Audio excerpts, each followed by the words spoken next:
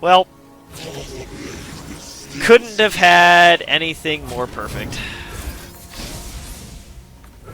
Nope, we'll trade a T-Hex into that.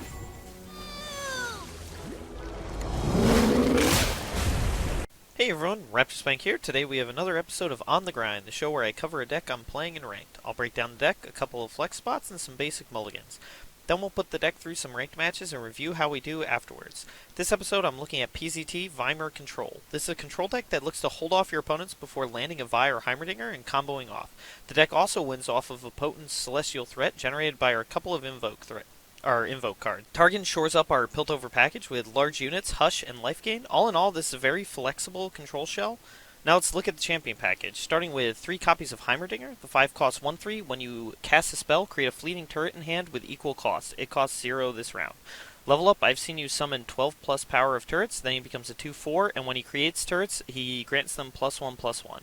His champion spell is Progress Day, the 8 cost burst spell, draw 3, then reduce those cards' cost by 1. This is one of our main win conditions.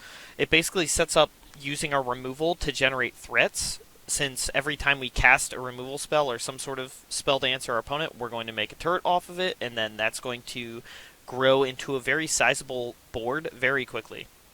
It's also a solid answer to go wide decks, since, as I said, it's going to generate a wide board. That's really good against things like Bannermen or Banner Scouts that are going to look to just basically overwhelm your board. You're going to have a lot of ways to block, and some of the turrets, the 2-cost turret particularly, has tough, so that allows you to block even into misfortune turns without losing your units for nothing. Also, like the celestial cards that we create often are a high enough cost to create T-Hexes in hand, so that helps with Heimerdinger to make sure that we're getting our biggest and largest threat. Progress Day is also phenomenal, because if we're casting it, that means we have a Heimerdinger out, so we're going to get a T-Hex off of it, but it's also going to draw us through our deck while giving us all those cards at cheaper, so that's also really, really good with the deck. Then we have 3 copies of Vi. The 5 costs 2/4 with Challenger and Tough. When I'm in play or in hand, grant me +1/+0 when you play another card. Max +8/+0. She levels up when she strikes for 10 plus damage, and then she becomes a 10/5, and when I strike a unit while attacking, deal 5 to the enemy nexus. Her champion spell is Vault Breaker, a 3-cost burst spell, give an ally +2/+0, and create a fleeting Vault Breaker in hand. This is another win condition for the deck. Turrets off Heimerdinger can also level up Vi incredibly quickly, so even if we find Vi late into the game, this will still be really, really strong. She also serves as removal since she has Challenger. This is one of our best ways to deal with large threats or stuff that we can't block normally. We also have tons of healing spells to keep her alive, like Spring Gifts essentially, but it makes it so she can often keep attacking and we won't even lose our Vi or risk losing our Vi. And actually, her champion spell is very effective in this deck. Right now, there's a lot of fearsome decks on the ladder, so the ability to pump our units to block fearsome is really, really strong. Not to mention, using it with Heimerdinger can create a bunch of turrets. Since it creates a fleeting copy in hand, that means we can spend all of our mana to make a bunch of the fearsome turrets, which are really, really, really strong. And it can also be used to level Vi up quickly.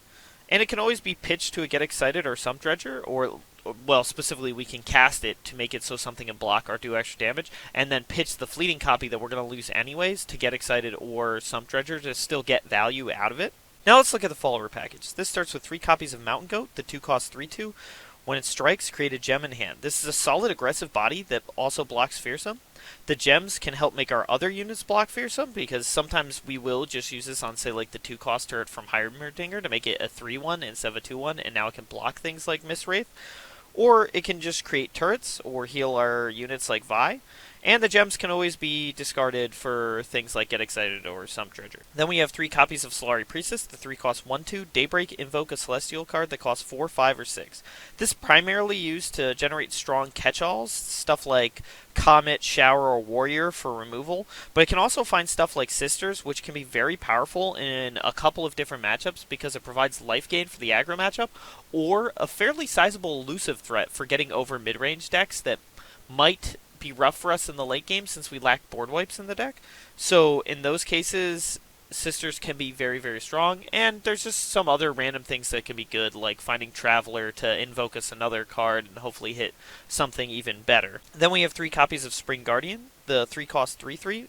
When summoned, create a Spring Gifts in hand. This is a solid threat slash fearsome blocker, and Spring Gifts is actually pretty strong for our deck since it's a very cheap way to full heal Vi. Or it can be used as discard fodder, like the other cards we mentioned, but it can also be used just to create a turret, if nothing else, and that can actually make the difference sometimes, even though the 1-cost turret is pretty bad. Then finally, we have 3 copies of Sump Dredger, the 3-cost 4/3, play, discard a card to draw 1. This is a massive body for cheap that again can block Fearsome, and it cycles us through our deck, which is really, really strong, and since we have so many things that generate cards that we can pitch to this, the discard's actually not that much of a cost. We often will play something like a Spring Guardian just to get Spring Gifts to pitch to this to draw a better card out of our deck. Now let's look at the spell package. This starts with 3 copies of Thermogenic Beam, the 0-cost slow spell. To play, spend all of your mana, deal that much to a unit. This is a flexible catch-all removal. It can answer a turn 1 threat against Burn. It can answer turn 2 Elise against the Fearsome decks, or just be used to answer some huge late-game threat that the rest of our removal wouldn't normally be able to deal with. Then we have 3 copies of Guiding Touch, the 2-cost burst spell, heal an ally or your Nexus 2, draw 1. This can keep you or your Vi / other threat alive, while also cantripping to keep your hand full. Then we have 3 copies of Hush, the 2-cost burst spell, silence a unit this round. This is a surprisingly powerful utility card that, even after the nerfs, is so incredibly good for what our deck is looking to do.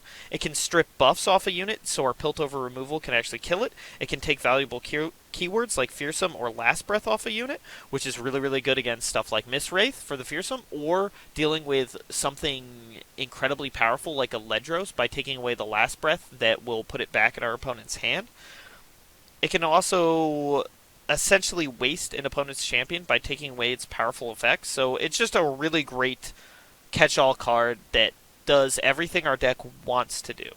Then we have 3 copies of Mystic Shot, the 2-cost fast spell, deal 2 to anything. This is premium Piltover burn / removal. It's just a cheap way to either deal with early threats or potentially kill our opponent, because sometimes we do get them low enough where a Mystic Shot off the top is our best draw. Then we have 3 copies of Pale Cascade, the 2-cost burst spell. Give an ally +2/+1 this round. Nightfall, draw 1. This can enable a small unit to block Fearsome. Like I said, there's a lot of Fearsome decks right now, so this is actually very relevant. And it can also be really good at leveling our Vi up, since casting it essentially gives her +3, and also 1 health, which can be all the difference between surviving the attack or not. And it's pretty easy to establish Nightfall so that we get this to replace itself in hand, so we're not actually going down cards. Then we have 3 copies of Get Excited, the 3-cost fast spell. To play, discard 1, deal 3 to anything. This is another cheap burn / removal spell like Mystic Shot, deals 3 damage for 3. And we have a lot of fodder cards like Spring Gifts or Gems to pitch to this so that we don't actually really lose real cards. And it can generate a powerful Fearsome turret off Heimerdinger, so it's just an all-around good, flexible card for our deck. Then we have 1 copy of Static Shock, the 4-cost fast spell. Deal 1 to an enemy or the enemy Nexus, and deal 1 to another. Draw 1. This is a solid removal spell. It's strong against aggro, particularly discard aggro, where this should be able to kill 2 threats right off the bat. And it also draws us a card to keep our hand going. And even if we use this with a Heimerdinger, we get the really powerful Overwhelm turret, which can be a win condition on its own. That said, it's still kind of weak, and that's why we only run 1 copy of it. Finally, we have 3 copies of Star Shaping, the 5-cost burst spell. Invoke a celestial card that costs 7 or more, then heal an ally or your Nexus 5. This is actually a 3rd win condition for the deck. You might think that this is just a healing spell, but the big value out of Star Shaping is, generally speaking, it will find us something massive like the Great Beyond or the Immortal Fire that serves as a legitimate win condition on its own that will, more often than not, actually be our primary way of winning the game.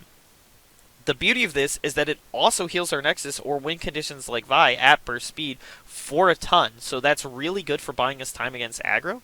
And we can also find powerful board wipes like Cosmic Rays, or even, it's not really a board wipe, but Supernova can often be used like one. So it can get us really great removal. It can get us Cosmic Inspiration to make it so all of our things can block Fearsome, so that's also potentially good. It's just an all-around great card for the deck that just does anything we need it to, essentially.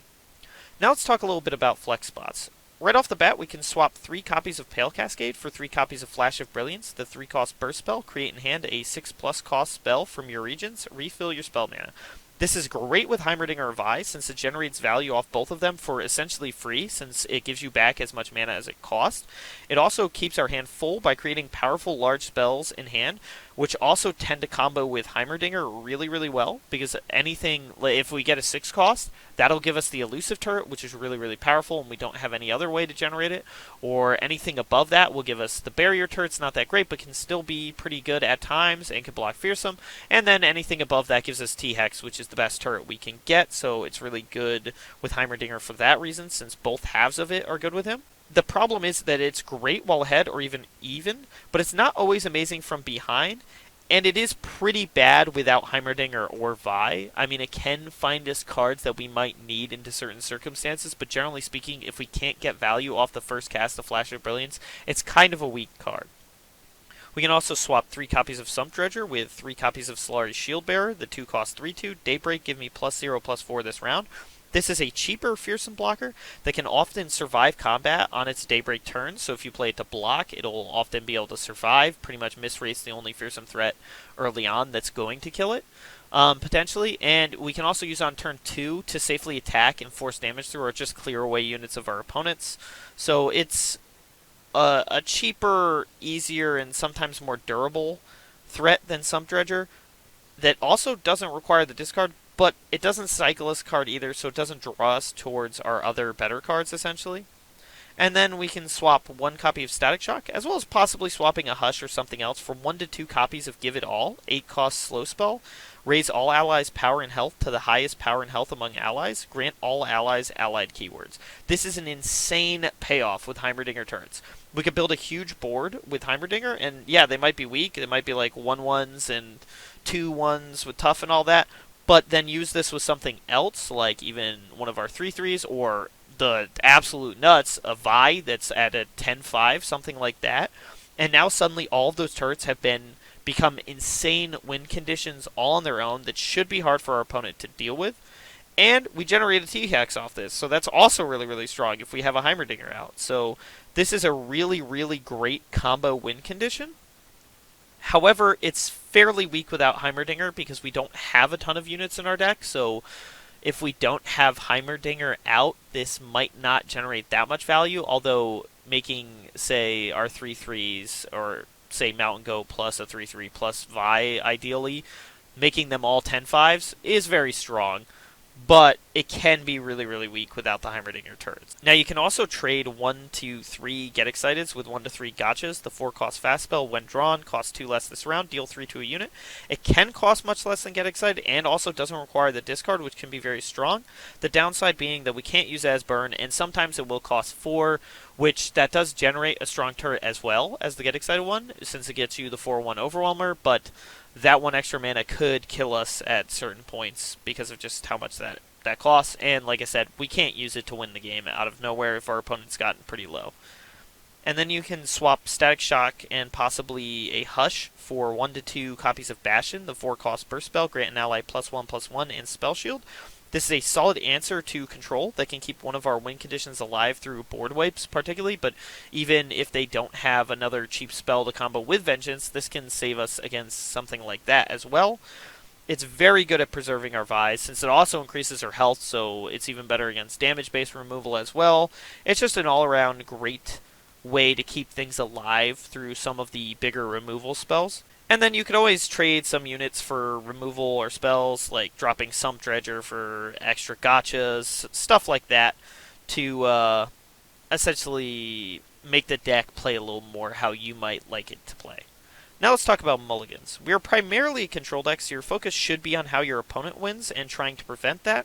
Only keep 1 win condition in hand. As tempting as it might be to keep, say, a Vi and a Heimerdinger, the problem is when you keep 2 of those, it creates a very clumsy starting hand that your opponent can run down fairly easily. The exception here is Star Shaping. I know I listed as our 3rd win condition. We can keep a Star Shaping with something like a Vi or a Heimerdinger if it's the right matchup for it, because it gains us a bunch of health, so even if it does make our hand kind of clumsy, we gain a lot of health to make up for that fact. Keeping Vi in the opener is actually really strong because we'll get to level her fairly quickly, since every turn we play something, we'll be getting her to leveling, and having her that early means that she will be leveling off of every, or buffing off of every spell we cast for that game. So even in a semi-mediocre matchup, this can be worth doing just because of how powerful it is. Against aggro, you want to look for early plays combined with life gain. Mountain Goat, Mystic Shot, Static Shock, and Star Shaping are all very strong here. Against the Herald Race aggro deck, that's where you definitely want the Mystic Shot, but you want to get a lot more fearsome blockers. So stuff like Static Shock won't be as good, but Mountain Goat, Spring Guardians, those will all be really good. Hush is also good for stripping buffs / fearsome off of their units, so that is another card to keep an eye out for. Mid-range is the perfect matchup for Vi, Hush, Priestess, and large threats. Pale Cascade can also be strong for killing their threats when they don't think that you can. So that's all what you want to look for in that matchup. And again, Hush is very, very strong here, and Celestial threats will often be very, very strong here as well, like the Great Beyond, and even Sisters can be powerful. And to control, you want to look for an aggressive start with Mountain Goat plus a powerful 3-drop, and then you want to back that up with something like Heimerdinger or Star Shaping, because Heimerdinger generates us so much value off turrets that even if they board wipe, if you keep turrets in hand, then you can refill the board with turrets and swing again anyways, so it's a very strong thing into that. And like I said, Star Shaping getting us stuff like the Great Beyond is a very, very good way to kill out control because of the spell shield. So that's what you really want to look for. Hush can also be strong here for dealing with champions / Ledros, because a lot of the champions you'll see in control matches are things like Tryndamere and Anivia, or it's the Field of Rush deck, all of which the Hush stripping their buffs / that very, very critical last breath effect can be so game-winning.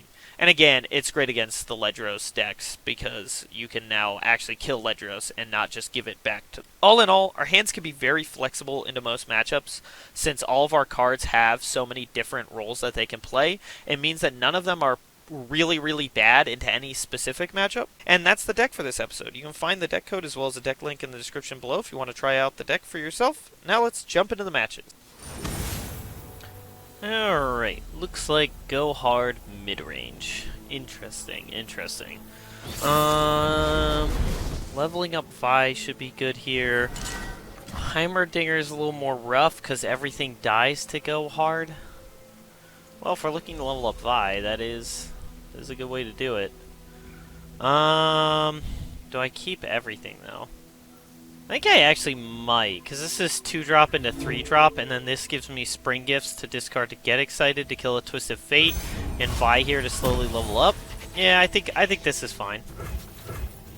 Let's just hope our opponent can't get off to the races quickly. That's the biggest concern. Okay, perfect. No 1-drop. Ooh, Hush can be good too. There's nothing. Alright, well we have the perfect answer to a turn 2 Elise.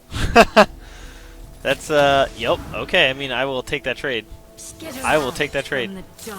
That is not a problem. That is not a problem at all.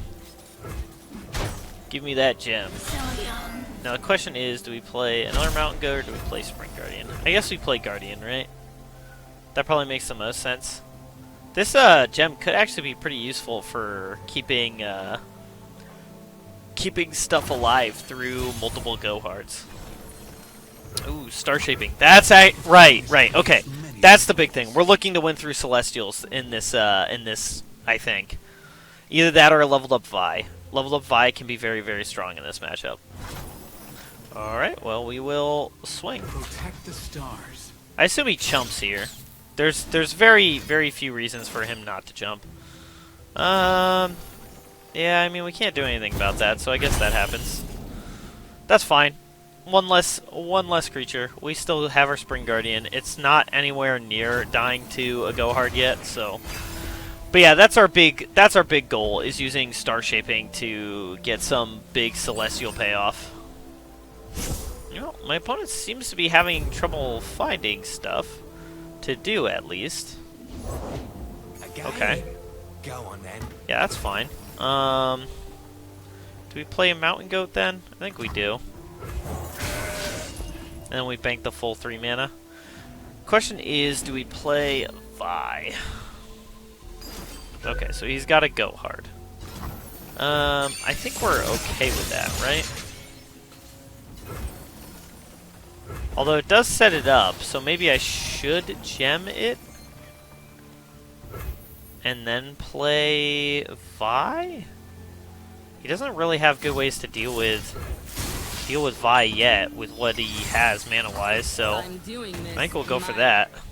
And Vi can kill this without taking damage. Oh, opponent's thinking. For silver I talk, for gold I listen. Do we shoot that? I think we will. He could have another unit to follow that up, but I think this is in our best interest. Ooh, especially if he's going to do that. I don't need Mystic Shot to connect. It still pumped the Vi. The damage is actually irrelevant. The point here is that now he can force 4 damage through. Unless he has Jagged Butcher, which he appears not to have. And that won't do any damage to Vi, so that's also good. Yeah. Alright, alright. I mean, we're dealing a bit of damage to our opponent. Was that a Vengeance? Ooh, that's good. That's 1 down, 2 to go. I think we want to keep a Static Shock up now. I think this is the point where Static Shock is pretty good. I'm assuming he's going to go for a Go Hard, maybe, and then we'll kill the barrel in response. Now, the question is, do we... Okay, not a Go Hard, but close enough. Do we kill the barrel and ping Dreadway? I don't think that's worth it, right? Because that's not going to do much regardless. So we'll go for this. And we're still looking to. Well, actually, she can now hit the spider, I suppose. Yeah, we'll do this, I think.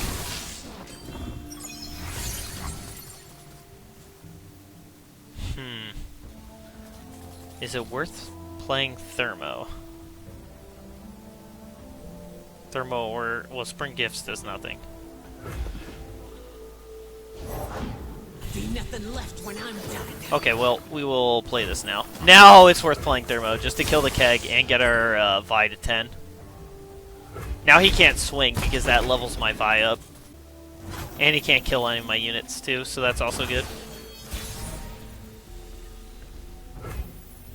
Alright, well, we'll do this. Pull that over here, I think. So he's done Go Hard once, I think, right? Yeah, we'll do this. Best run while you can. Is it worth doing something to protect? Okay, well, that's unfortunate. That is actually pretty bad for us. I think we will get excited, pitch Spring Gifts, kill this then to save our board. Now leveling up Vi is pretty cataclysmic for us, though. And it's tempting to kill Dreadway Deckhand to prevent him from drawing cards, but I'm not sure I can actually do that safely.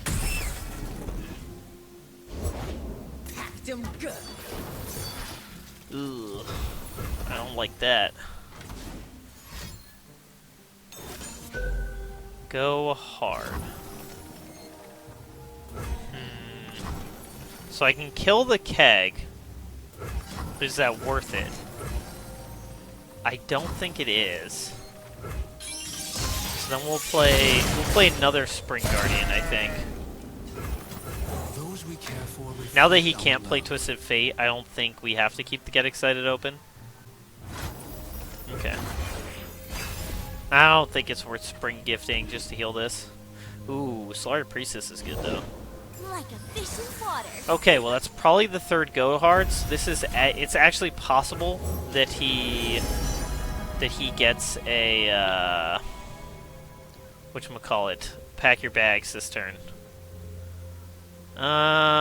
Decisions. Warrior is really strong, but so is Golden Sisters. I think we'll take Sisters here. If he has both, like if he can Go Hard plus Pack Your Bags, we're in trouble. Because that's going to wipe our board. And it seems like that is the case.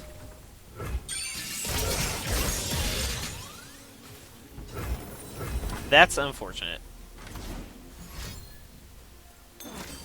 Yep, they have the perfect combo. Oh well. Unfortunately, we saw that coming, but the problem with the Go Hard deck is there's nothing you can do about it. You can deny it, I suppose, but they probably have another one in hand, and it makes so many copies, so... I really do hate this deck, and what it's done to the meta, but that said, it's still not that big of a problem yet. Okay, you know what? Let's just start shaping now, see what we can find. Man, that actually is very good right now, but so is the Great Beyond. Do I need to board wipe, or do I need a win condition? Also, Cosmic Inspiration is low-key pretty strong into what's going on. I think I have to go safe here. I think I have to board wipe. I can play slow now. I don't need to rush. I mean, I'm going to take a ton here, is the unfortunate truth. But if I don't play units, he can't do anything about it. He can't go hard to get to another pack your bags, and that's one of the better things I could do. So yeah, we will just Cosmic. We'll just Cosmic Raise. Wipe his whole board. And bank mana. Come closer. That's a little unfortunate. That is the worst unit he could have for us, but yep, our opponent has been absurdly lucky this game. From the darkness. Alright, we will get excited, pitch Spring Gifts, kill Elise. He shouldn't... I mean, there's no chance, right, that he has Go Hard, Go Hard, Go Hard, Go Hard. And he can kill our Golden Sisters, right? that couldn't be the world that we're in, right? We need the lifesteal. That's why we're playing this. We need lifesteal. Because we're at pack your bags lethal. So... that's very much where we do not want to be. We could have played into a Ruination, though, I suppose. Alright, not yet. If he has it, he's not going for it yet. Alright, we're fine with that.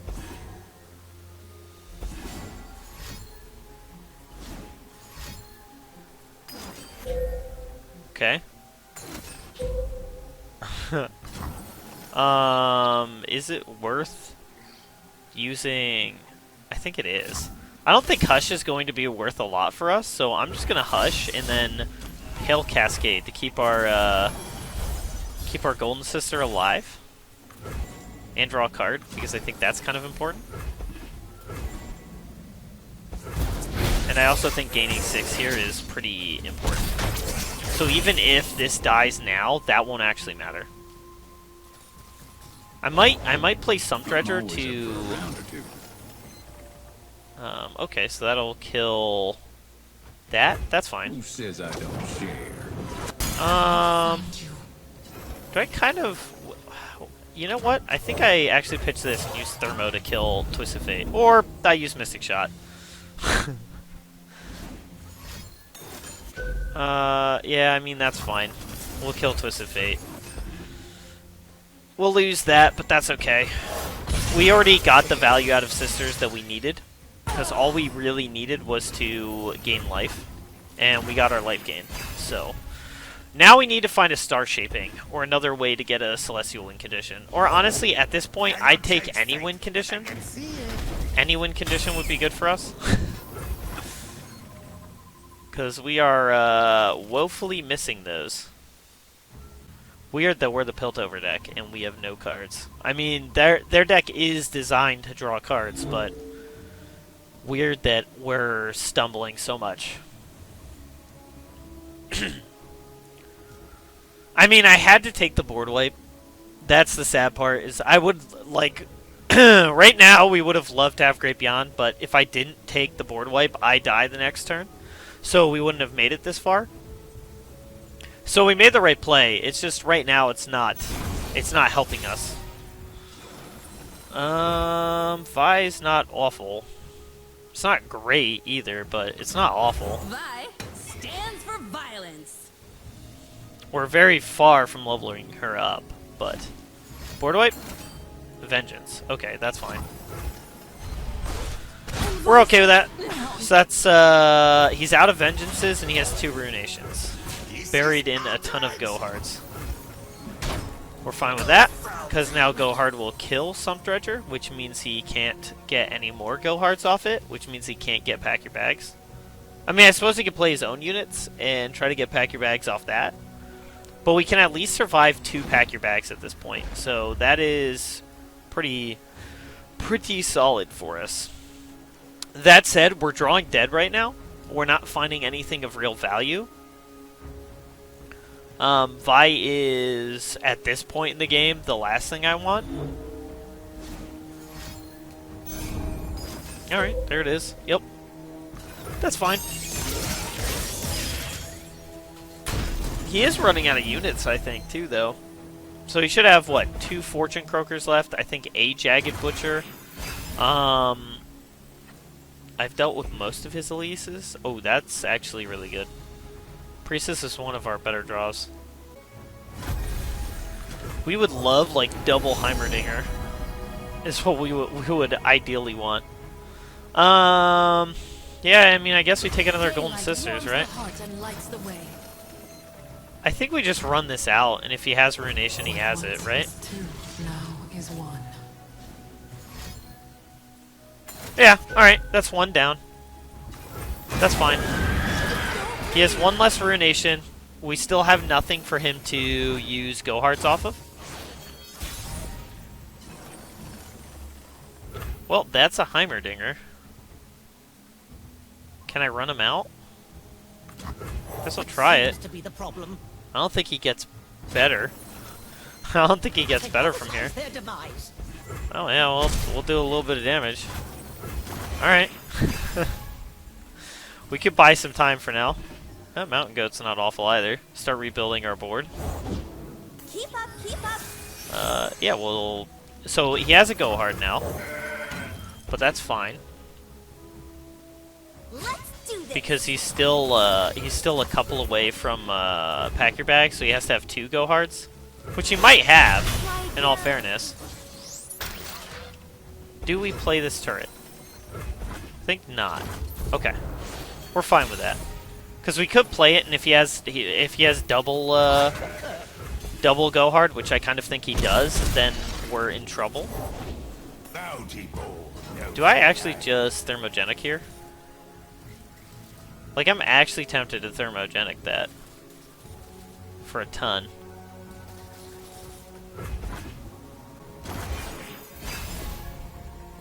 I mean, we will block that if he tries it. If he tries to swing, we will block that. We'll probably use Sump Dredger to cycle this gem as well.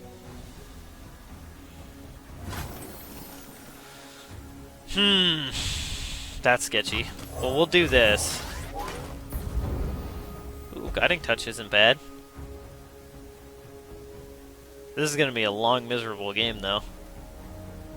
I mean, our opponents, we're getting them low, but we really need Celestial Threats.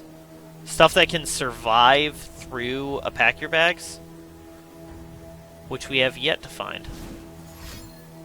What is T-Hex? That 8? 8 or higher? Go hard on Heimerdinger. Okay, so I think what we do here is we heal. Get that. Okay, and now I'm actually going to Thermogenic Jagged Butcher. Because that will get us a T-Hex. Divert our power to main laser! Now, how worried are we about Ruination? I mean, I feel like if he had it, he would have used it, right? It works! Pack Your Bags. Okay. Weird timing, but good for us. So he has another Pack Your Bags, but the clock is now reset again. We still have a Sump Dredger in hand to cycle cards, so that's pretty good. And we have 10 damage on board, currently. Okay, well, that's a little unfortunate. Do we actually try to kill that? Is it worth killing that? I mean, that's pretty good. We'll heal that. And that is the best thing we could ask for. I mean, Cosmic Inspiration is also good, but Great Beyond, we need 2 Celestials for that to work. And Great Beyond is a legitimate win condition. Yeah, we'll swing with everything. Yep, he can jump, but this is still out of pack your bags. Pack your bags level. He's running Ledros? That's wild. I'll cycle that.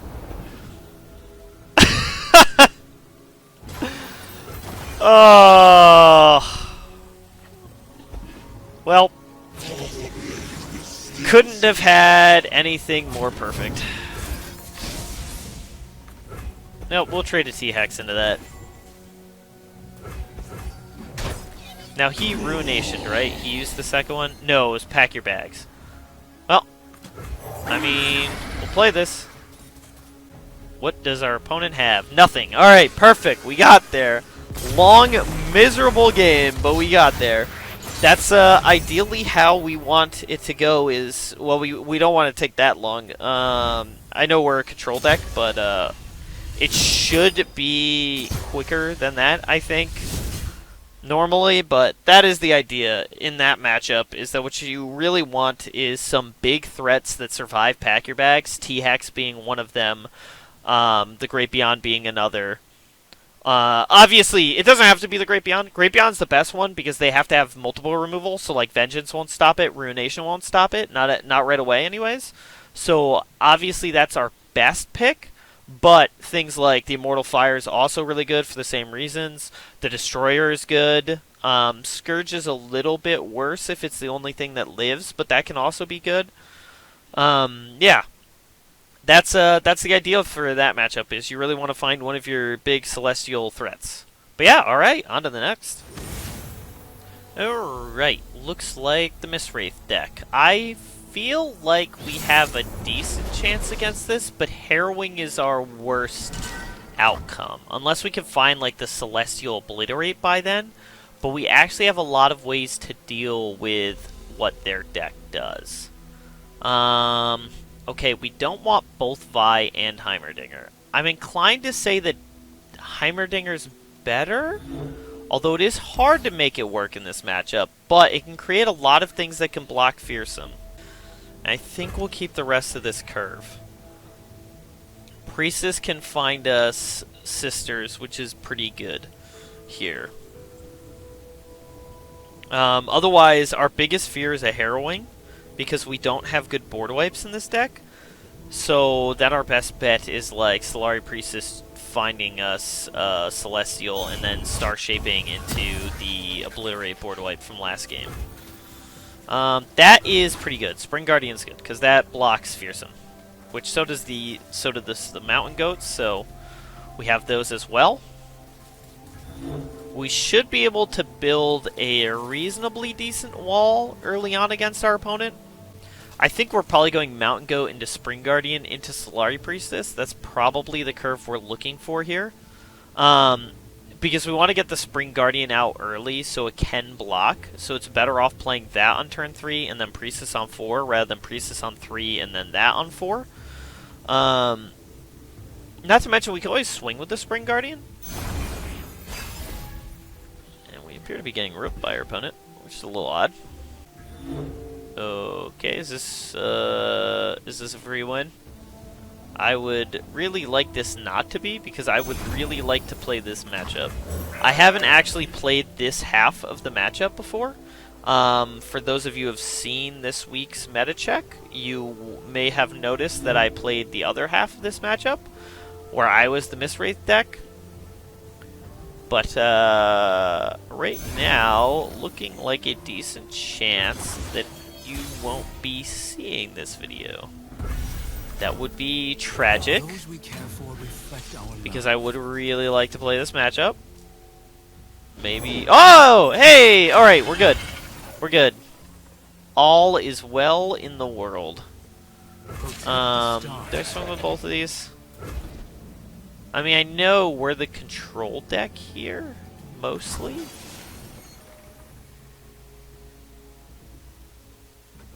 I think we can. Okay. That tells me he probably has a Harrowing. I'm glad he's back, though. Maybe that was a little too cocky to play. I'm guessing he has a Harrowing, then. Because otherwise that play doesn't make sense. Bright side is we get to play this Priestess before anything happens. Yes, we definitely play Priestess, because we can Mystic Shot to kill that. Falling Comet is kind of good, but I think I'm actually going to take the Traveler here, because I think there's a high chance that my opponent has... I think there's a high chance that my opponent has... whatchamacallit? Harrowing. We could take the 4 from Stygian here, and then just kill Arachnoid. Hopefully he doesn't have Mark of the Isles. That will hurt a fair bit. But yeah, I'm assuming a harrowing game plan out of our opponent, because a lot of their decisions would make more sense that way. Question is, do we play Heimerdinger, or do we play the Traveler? I think we'll play Traveler just to have something that can block Fearsome out. Well, these are all ways to win the game eventually. Man. I mean, the Great Beyond is probably our most reliable win condition. I love the Scourge. I love the card art. I love how it works. But I think there's a good chance that we need a singular threat, because we will probably be trading most of our threats into our opponent. Actually, you know what? This is probably one of the better opportunities to fire off a Thermogenic. Although, yeah, no. No, we want to bank. We want to bank, because our plan here is Heimerdinger plus Pale Cascade this turn. That is our best play. At least we can chump this Wraithcaller, which that is pretty good. Okay. What you got? Ooh. Oh, that's gonna get scary quick. Decisions. How much damage can I actually take here? Ah, the sweet smell of science. Well, I can kill both Wraithcallers. Or not both Wraithcallers. I can kill both Mist Wraiths. Oh wait, Heimerdinger can block here. That's good. That's good. Yeah. Yeah, I mean, that's the best I can do. Ooh, that's actually good. Guiding Touch is what we needed. We needed some form of life gain here. I'm trying to remember what they even have for removal. What our chances are that they can kill this Heimerdinger. I don't think they're particularly high. Okay, so we're gonna probably play... as tempting as it is, 7 is what? It's one thing before T-Hex, so that's the barrier one? Yeah, that's terrible. We're gonna play some things that block Fearsome. I'm really, really concerned that our opponent is building a Harrowing turn. I suppose we can use this gem to get our evolution turret up to a 3-1, so it can also block. And maybe it's worth spring gifting our Heimerdinger too. Okay. Interesting.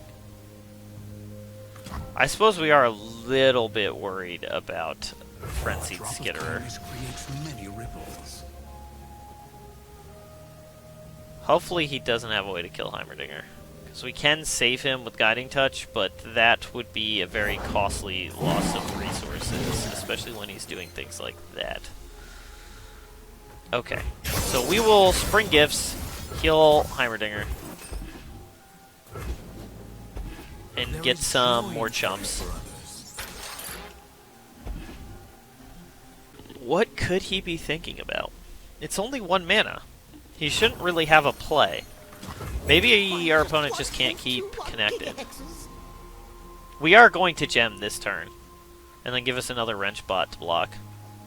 We are pretty far off from killing our opponent, even if we stick this Great Beyond, but...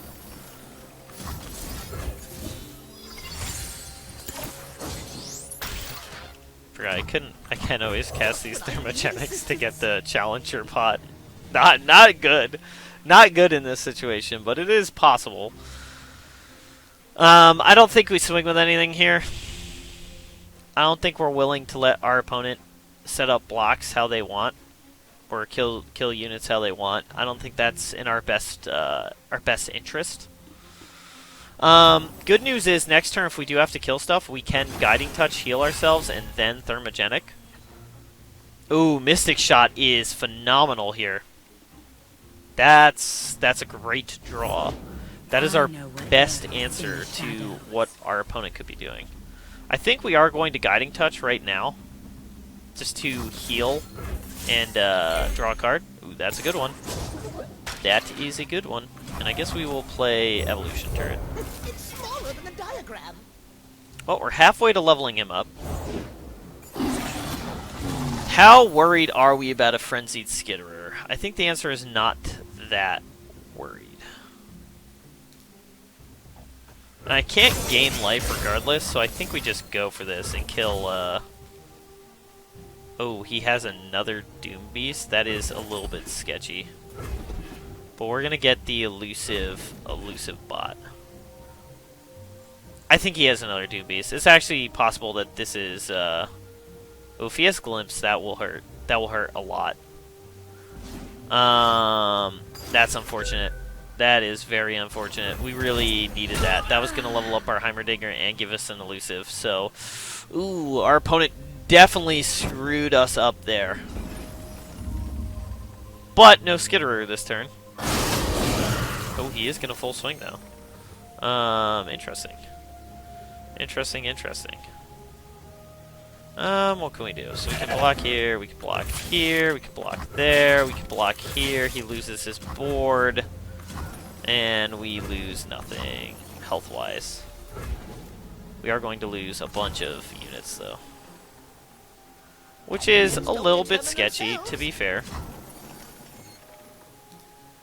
Are we willing to... I mean, yeah, we have to full block. We can't take damage. We can't take any further damage.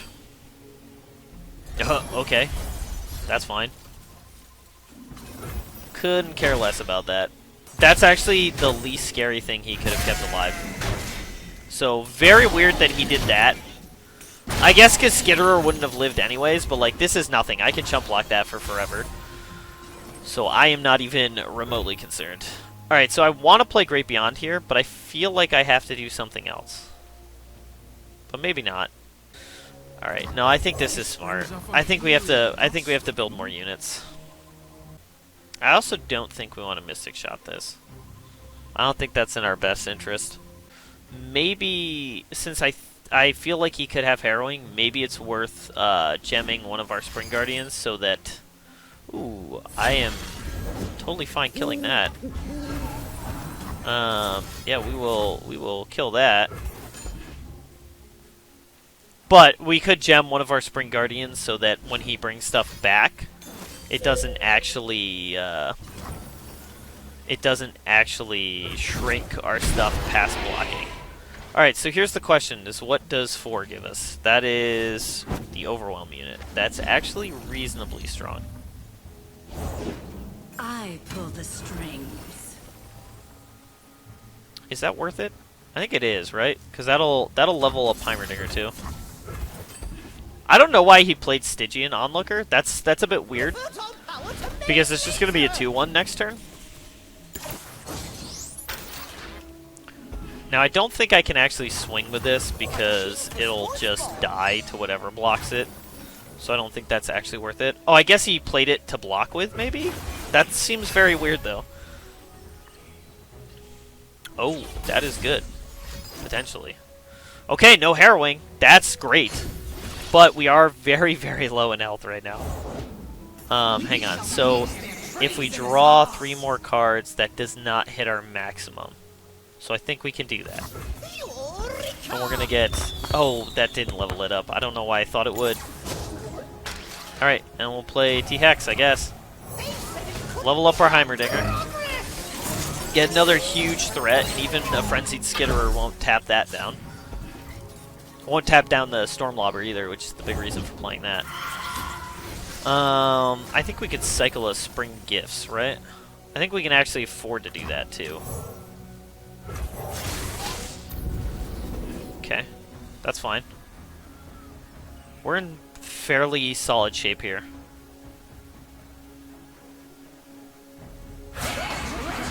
Okay, so he's full swinging.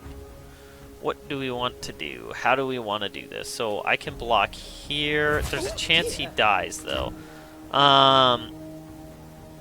So, things that can block what? So if this is gonna... These can't live through anything. That's important to know. This can live. So I guess if it can live, it's good to block one of the smaller things. So we block here, block there. Yeah, I mean, I guess it's better to block like this. Yeah, we'll block like that, and keep our Heimerdinger safe. So even if he has the Mark of the Isles, we won't lose Heimerdinger. At least the version I've played of this has Mark of the Isles, and that's the version I featured. Ah, he did have it. Whoa, whoa, dodged a bullet there. All right, well we can hit our opponent for a lot this turn. That's the good news. I think we might, Oh, he did level up Glissa. That was smart setup on his part. I mean, our T-Hex lives, so it doesn't really matter, but... Do I play this Vi? I might play Vi. Ooh, I like that. We like that. I could use the life gain, if nothing else. And then we'll play Vi, so if he plays anything, we kill it with Vi.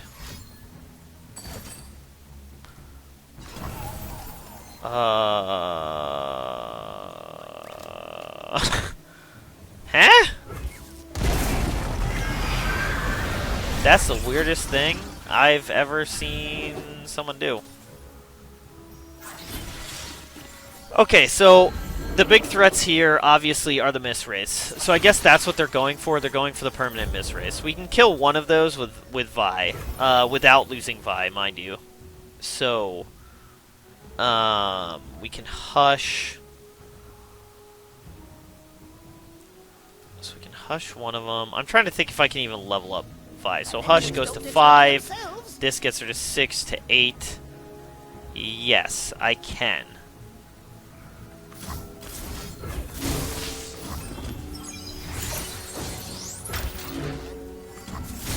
Now there is some downsides to this.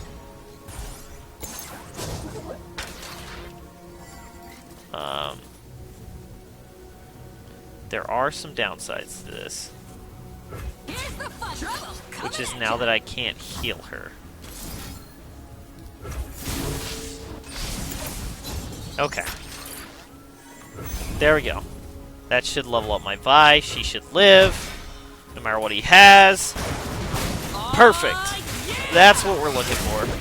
Oh, actually, I don't need to heal her. That's true. The one damage she took is Pale Cascade, so... We have the evolution turrets, which can block Fearsome now, so that's also good. As we can see from his board state right now, he can't actually bring back Frenzied Skitterer, so that's also really good for us. I want to play this Great Beyond, but I don't think we're ever going to have the window for it. Because I think we have to keep Star Shaping and Guiding Touch up from now on, since we're so close to dead. If he has Atrocity, it's just over. If I tap out. So I don't think this Great Beyond ever gets cast. Tragically. Play this. And we'll pitch Spring Gifts again. I really like these Spring Gifts, actually. I really was not sold on Spring Gifts in this deck before. But I am definitely getting it now. Now I'm understanding why Spring Gifts is so good. Because we have a lot of discard outlets with Sump Dredger and... Mystic Shot. Okay. So he doesn't have Atrocity. That's the good news. And we can definitely kill all of these. So we'll throw these away. Vi can block here. There's the 1-2 punch. Is that worth it though? I think so. I think that's worth it.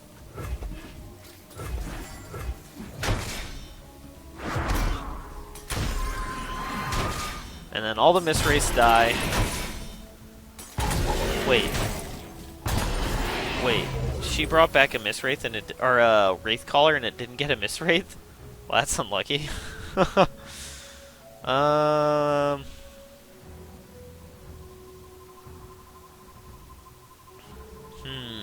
Decisions. I guess we will do this.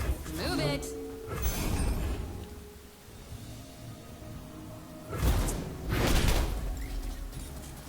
Okay. Well, now I can definitely heal her up. Oh, I didn't even think about the storm lobber. Yeah. Yeah, we're in reasonably strong shape. I kind of want to play the Sump Dredger, but I don't want to pitch anything.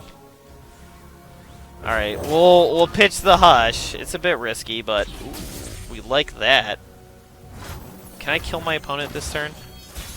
8, 13. Yes, I can definitely kill my opponent this turn. Okay, with another star shaping, yeah. I have a new method to evaluate. Oh lord. The lag is real. Okay, that's lethal. Opponent should not be able to do anything here. Okay. Yep. Do we hush that just for fun? I would've. Because it's actually good too if he has Atrocity, which is the only out he has in that situation. But with all the star shapings, even Atrocity won't get him out. So, yeah. Plus, we knew he had Pale Cascade. Assuming he's not running a weird list, we knew he had Pale Cascade because he didn't hit Allegiance off that Wraith Caller, so that means he has a Targon card. And most of the lists, like the one that I demonstrated in MetaCheck, they're only running Pale Cascade and 3 copies of it. That's the only Targon card. So if he whiffs, that means he's drawing a Pale Cascade. So we knew about that one. So yeah, we only had, there was only one unknown in their hand, and yeah, even if it was Atrocity, it wouldn't have worked. So that's why I think this matchup's generally favored for us. A little weird that they cast Harrowing on my turn instead of their turn. They do get value out of it because of Wraithcaller, but it's not worth it in my opinion. He should have waited to attack with it. But that said, I had rested so much control of the board at that point that even if he cast on his turn, I still would have been able to block.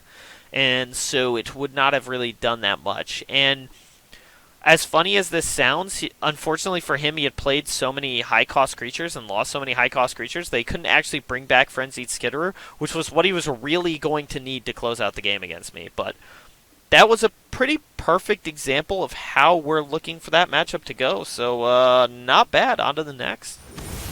Alright, Banner Scouts.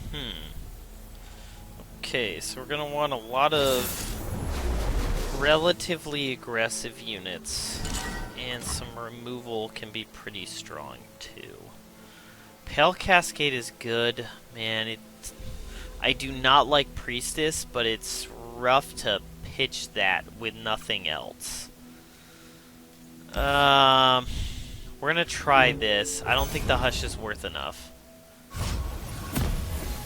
Yeah, this is gonna be rough. Static Shock could be good depending on how their curve goes. No 1-drop. That is life-saving. Wow, the fact that they didn't have a 1 or a 2-drop is incredible for us. Okay, we will definitely play Priestess then. And Golden Sisters is exactly what I want to find in this matchup. Life gain plus elusive, both are great here. Do I actually just shoot this? I think I do. I think I shoot this because I can Static Shock next turn.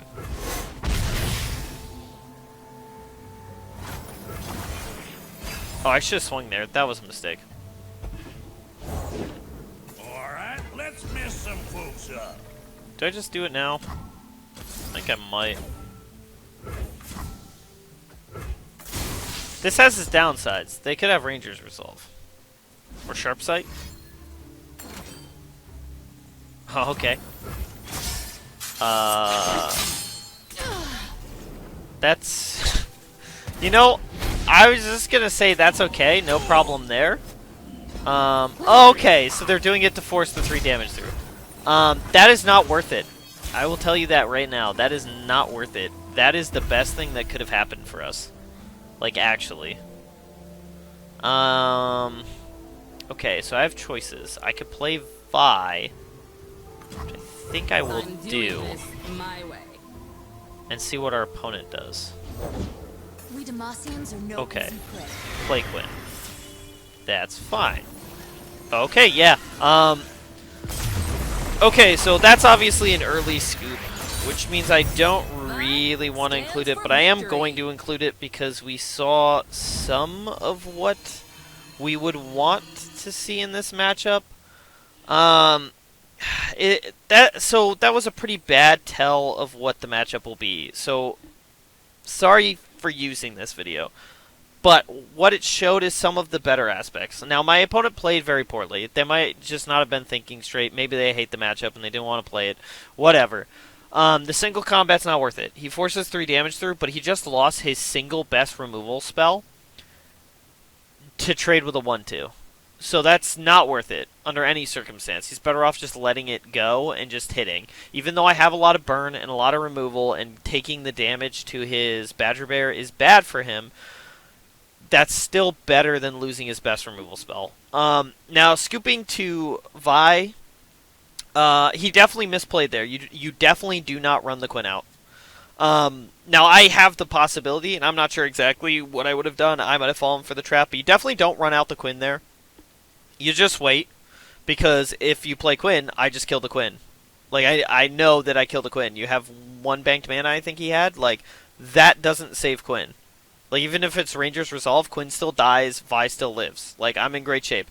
And then I had Thermogenic to also kill Valor, which was the big setup there, is that I would be able to kill both of them, so then he couldn't even kill Vi on the backswing, in theory anyways, with Valor, which I think I had heal anyways, so it wasn't going to happen, but that was a disastrous turn for him.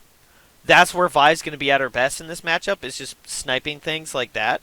And then a good, solid amount of removal. Very, very, very good for this matchup. That's just what you want to see. Vi was great. Basically, that curved out really, really well for us. We were able to answer their threats while establishing a board of our own. Very lucky they didn't have a 1-drop. Very lucky they didn't have a 2-drop. Very lucky they made those 2 big misplays. But, yeah, alright. I mean, we take that, I guess. Okay. Teemo Lock. Now, what do we think they went down? Basically, we need to be able to answer their threats. Their stuff can't be allowed to live. And this is a great hand for that. So, I have turn 1 Thermogenic to deal with a Teemo. Then I have turn 2 Mountain Goat, which can swing that turn. And it will generate a gem, which can always be pitched to get excited. I have a Vi who will get bigger and bigger as we go. This is a pretty solid hand. Sejuani is a 5/6, right? Okay. That's good. How worried am I about an Omen Hawk? I am not worried about an Omen Hawk. Now, I recognize this gets him closer to leveling Sejuani up.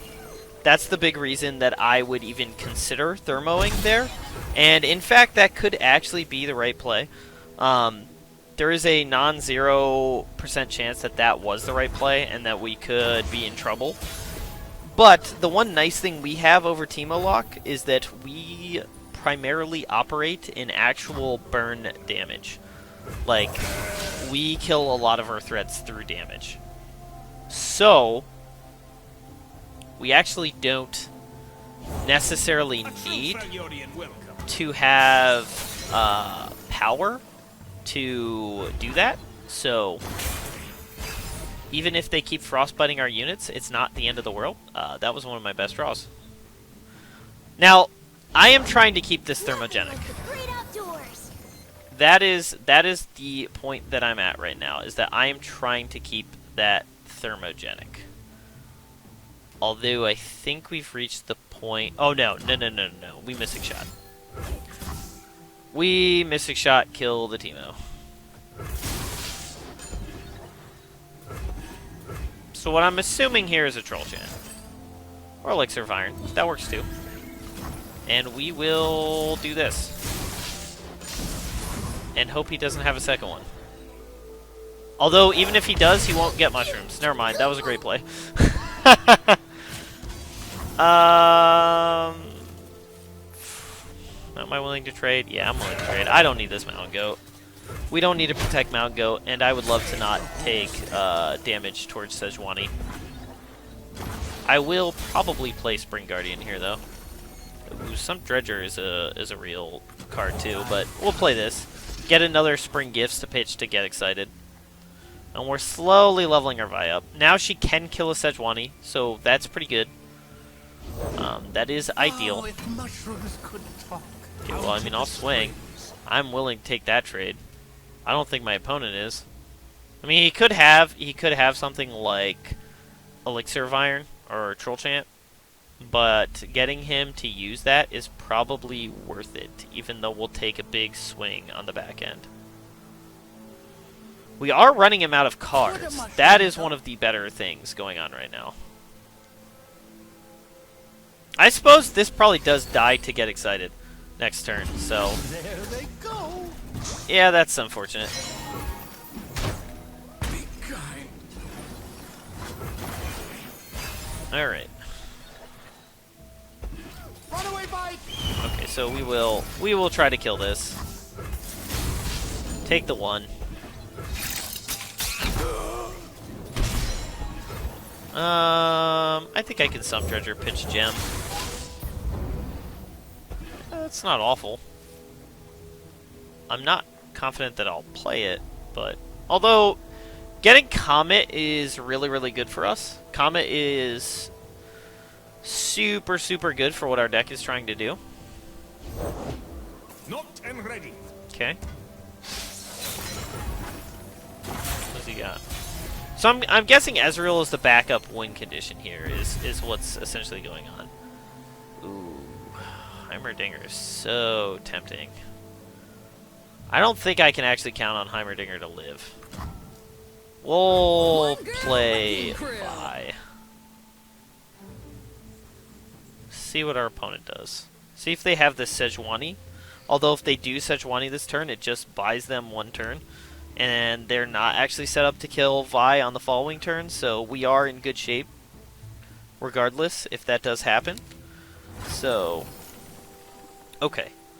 We will try to kill an Omen Hawk, because why not? Yeah, very unlikely to punish this play. They have to have basically Fury of the North to make that happen. Ooh, Progress Day. Okay, for some reason I didn't expect that, and I'm not sure why, because that's an obvious include for this deck. Although, again, Teemo Lock's not very popular right now. It's not a deck you would expect to see often on the ladder. I'm assuming they have plenty of Piltover removal. That, I think, is a pretty solid bet. That's another reason why I'm not running out this Heimerdinger, because I think I'll just be wasting my mana. I think he'll just die. Well, there's the Teemo. Can I let it attack? That is a tough question.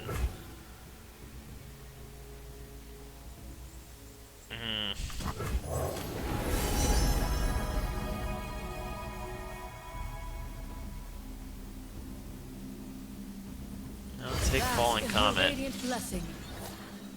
Yep, we're gonna take the one. Or we're not.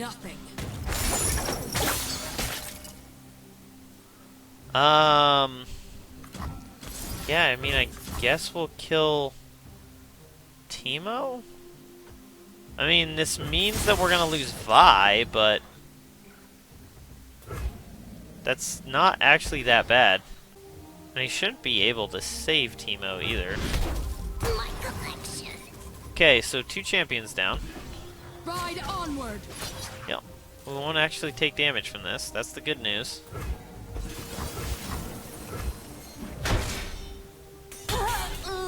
Okay, so we'll be at 8 mana. Is it worth playing Heimerdinger here? Not so sure that the answer is yes. Although, now maybe. Creates many ripples.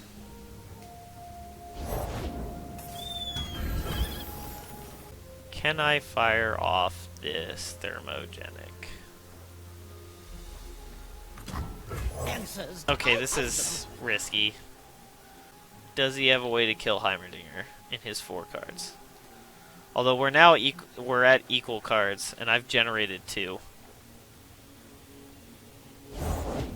Don't blink, or you miss. Oh, that's scary. Okay. So I'm gonna assume he goes straight to combat here. If he does, I might actually comet Ezreal. Because I can block here, drop him. Okay. Alright. Well, I will comet this Ezreal, I think. Because that's going to be a big part of his removal package. I think based on how the turn sequence went between last turn to this turn, I think he needs Mystic Shot off Ezreal to kill this Heimerdinger. So if he doesn't get that, I'm in reasonably good shape, I think. Stand Hard and to fight. say. And like I said, I can still kill this. I can kill this Sejuani. Okay, if he's gonna do that, we're gonna block like this. I don't want to hurt you. And take 2. And see what he has. Maybe Harsh Winds? That's the most brutal outcome.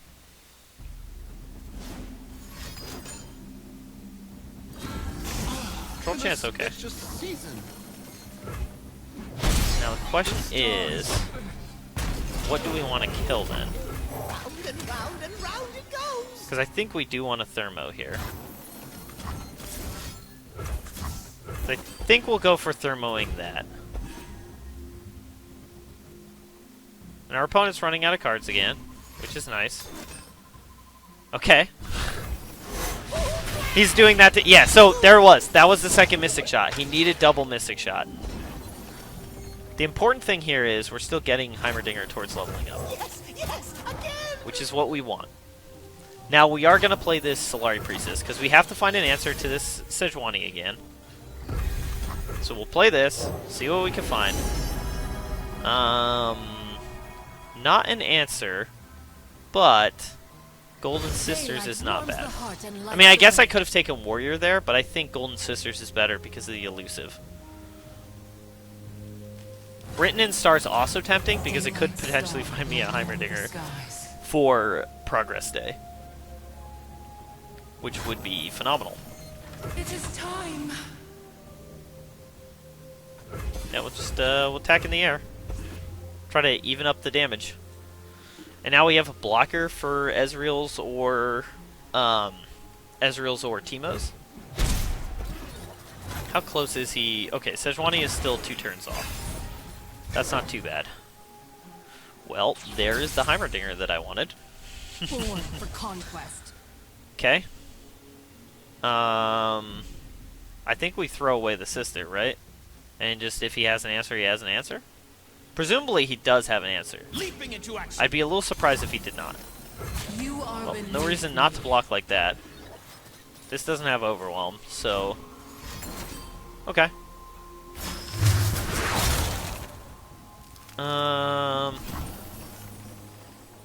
Is there a reason to... I think there is. A fine spectrum of pyrotechnics. Ooh.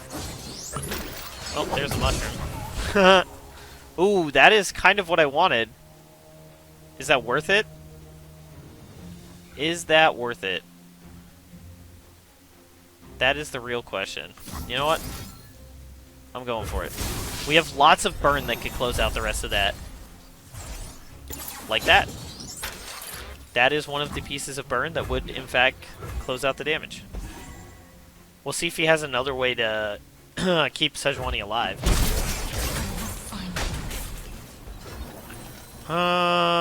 Yeah, so this is going to be what levels it up. They said it couldn't be done. Progress. Oh, maybe... Well, it doesn't really matter. A 9/9 T-Hex really isn't worth much. Is he trying to kill my Heimerdinger?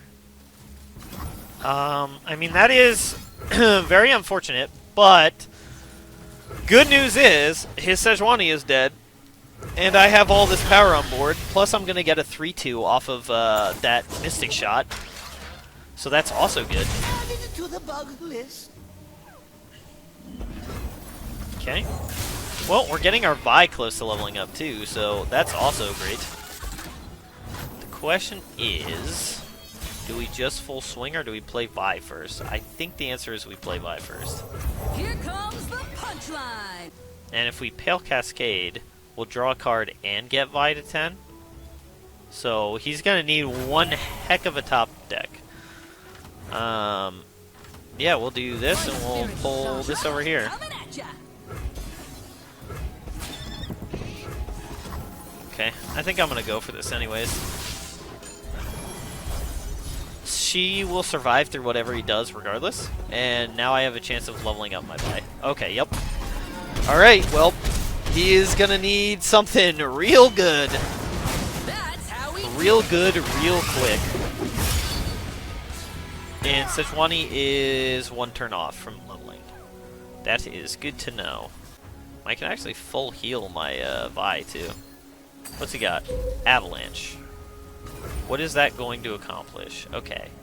It's going to do a little bit. Not a lot. But what is in Avalanche range now? Both of these are. So we will heal.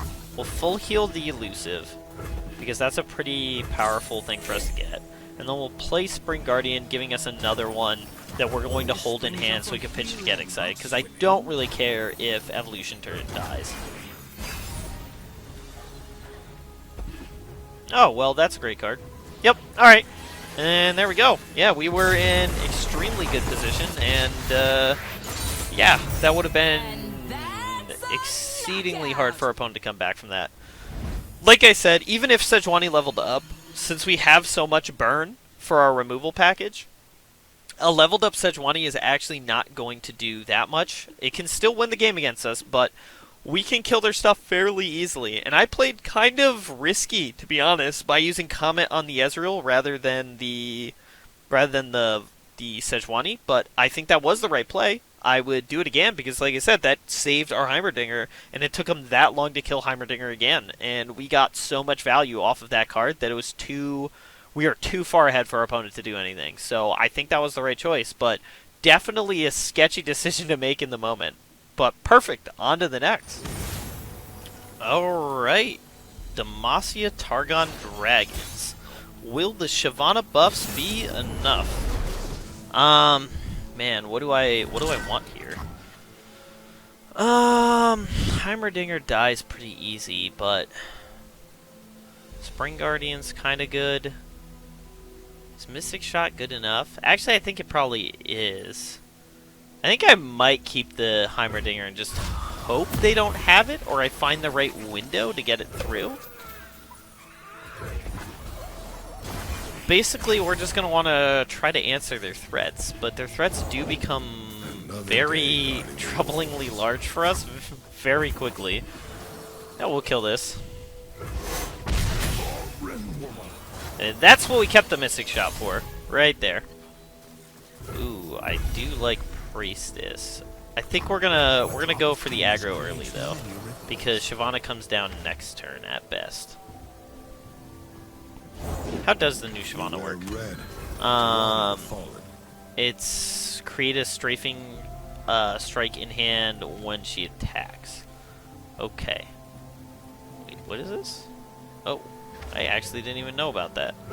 All right, well, we won't attack. We don't want to throw away our Spring Guardian. Not when we can Mystic Shot to kill that. I have options. Okay, we'll Mountain Goat here. I think. My shield is yours. That's unfortunate. I should have killed it sooner. I should have killed it sooner. Okay, let's see what happens. I assume he's going to trade with that. Do I want to Pale Cascade or do I want to Mystic Shot? I think I want to Pale Cascade. Vi could be good eventually. What's he got? Okay, he also has Pale Cascade. That's unfortunate. I mean, I can still kill that next turn. Fire only emboldens me. How worried am I of a combat trick? That is the question. I mean, I can't play him plus Mystic Shot, so it's not worth taking the risk.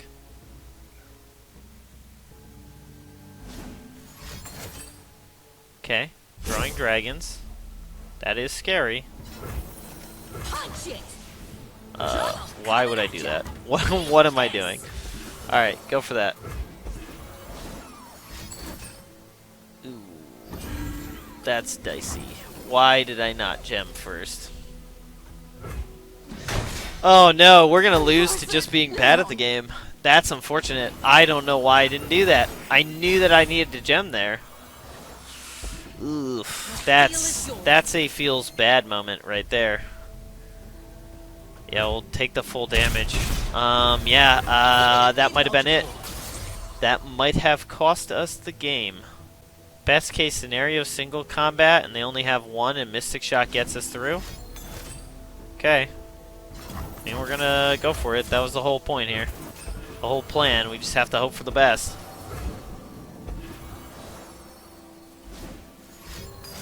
Whoop. And our game's over. Pretty much. Well, unfortunately, our opponent's deck is terrible, but it is not one we are particularly well built for. So, they have 3 dragons in hand, so chances are we are very much doomed. Unfortunately, they just had what they needed to make it work. And we got a little bit unlucky and a little bit just bad. Just really, really bad at the game. I don't know what else to say than, yeah, I played incredibly poorly there. That Vi turn was embarrassing. Should not have allowed that to happen under any circumstances. That is gonna leave a mark, as they say. Well, we will play him again and see how that works out for us. I have a Mystic Shot to kill this, at least. And I can gain some life if they do have a rally spell. If it's like all dragons plus rally. Okay, Concerted Strike. So, first off, we will do this. Then we will do this. And that'll be it.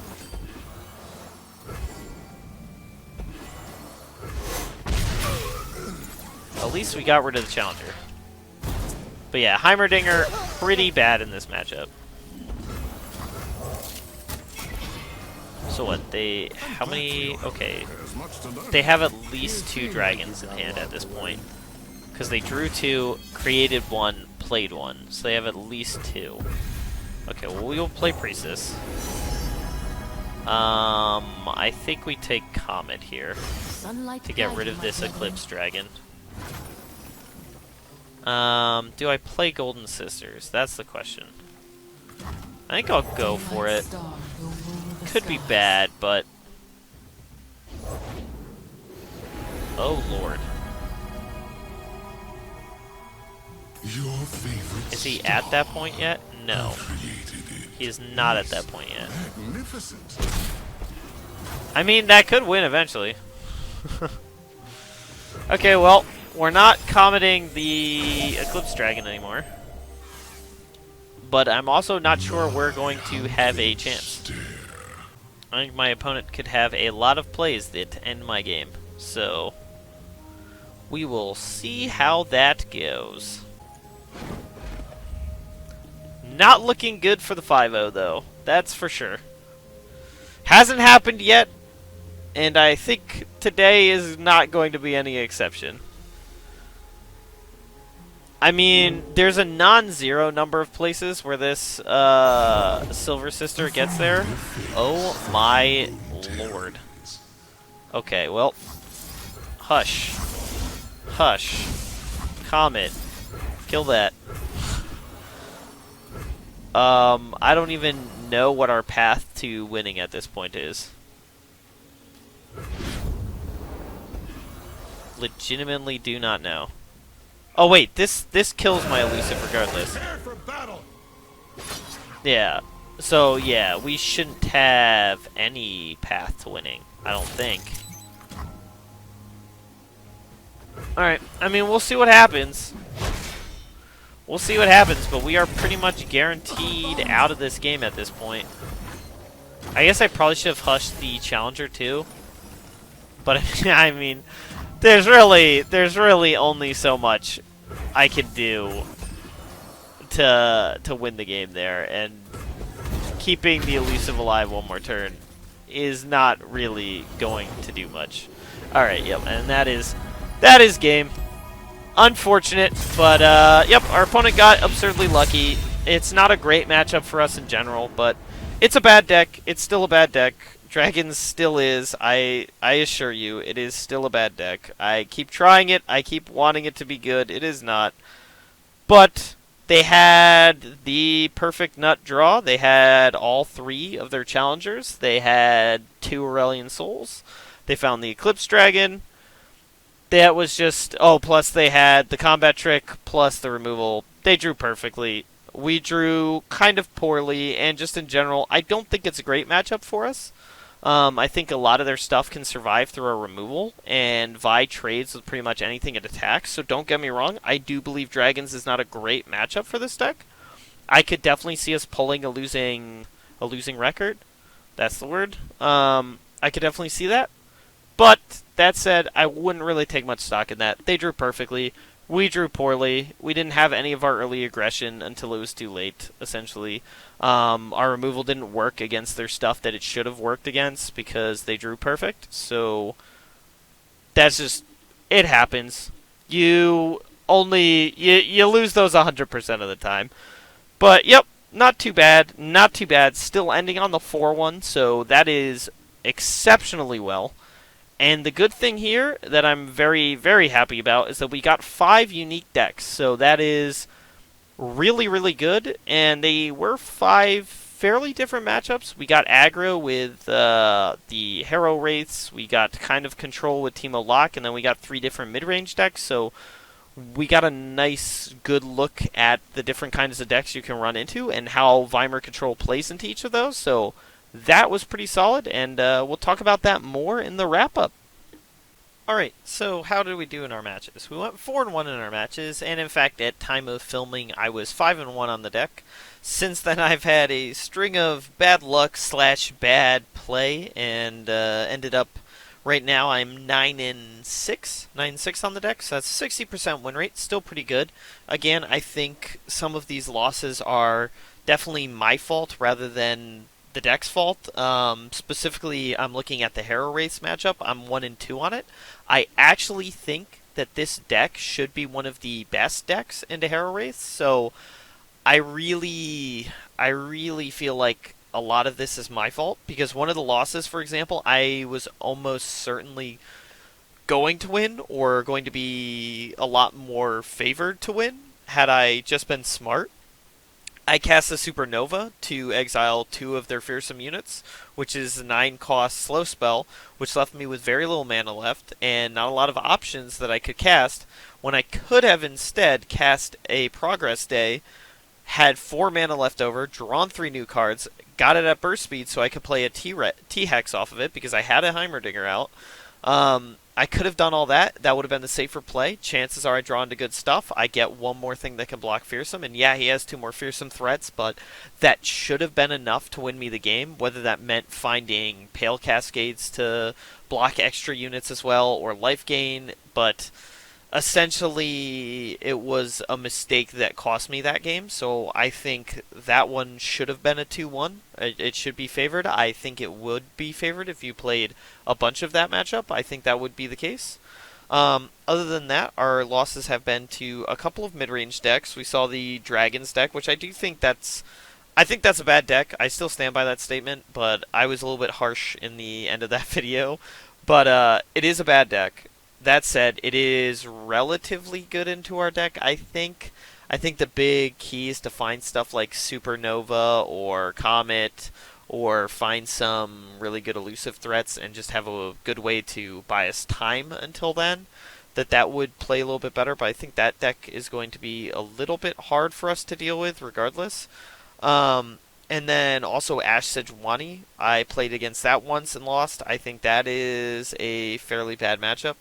I played against For the Fallen Garen. My opponent got absurdly lucky. Otherwise, that was a very free win. So I don't want to say that we're unfavored into that, but it's possible that things just went really well for me. But they happened to have a For the Fallen in their opening hand, and managed to have. Well, it wasn't just For the Fallen, right? It was For the Fallen plus Harrowing, because they Harrowing, then For the Fallen off the Harrowing, and that's why it was such a good turn for them. So yeah, they had to have everything perfect, essentially. There was a lot other things that like went perfect for them, and I still should have won, but they just happened to have just enough to get there, including 4 Mites of Demacia. But I think that matchup, for whatever reason, I think it's because it's a lot of singular threats, and we can deal with a lot of them. That's what makes that matchup a little bit better than the other mid-range decks, because both Ash Sejuani, I was doing perfectly fine against it, but eventually you reach a board state where not having a board wipe is very problematic, where essentially they have 3 or 4 5+ power threats, and you just can't deal with all of that. Might be more possible with a Heimerdinger, but that gets blown out by Reckoning more, so that matchup feels pretty bad. That feels like one you wanna not see. I only played against decisive aggro in Draven Jinx once. I did win both of those games, but another thing is Bilgewater Aristocrats. I beat that one with no champions. And let's see, Go Hard. That's another good matchup. I've played against it again. I won again. Now, I will say these have been some of the sketchiest wins I've ever had, but it feels like you're generally in control.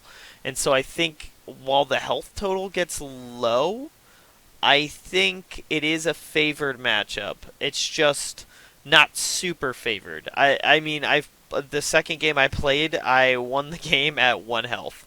So it could be close. It could be pretty dicey, but I think you are generally favored. So there's that. But I think mid range is where you're most scared of in a way, which is pretty funny, pretty weird, to be honest. Because typically speaking, that's where control should be best, is into the mid range matchups. But since we don't have hard removal and hard board wipes, or at board wipes at all, those two things being missing are pretty bad for the deck. That's where it really struggles against mid-range, like true mid-range strategies that are going to be playing these really large units, is that our win isn't particularly fast, so they can get the time necessary to establish those board presences, and we don't have the cards necessary to remove it, because the best we can have is like a Supernova, or something that obliterates everything with 3 power or less, but most of these mid-range decks go past that, so that's definitely some of the scariest matchups. And like I said, right now I have a losing record of Hero Race, but I really don't think that should be expected for the deck. So even with those 2 losses, I think I'm like 4-2 against aggro, something like that. So it seems to be pretty strong into aggro. The decisive aggro deck or game was a little bit of a wash. They didn't have a 1-drop, though I did have an answer for that, and they scooped very early, so I assume their hand kind of imploded, but our setup was very strong to deal with that.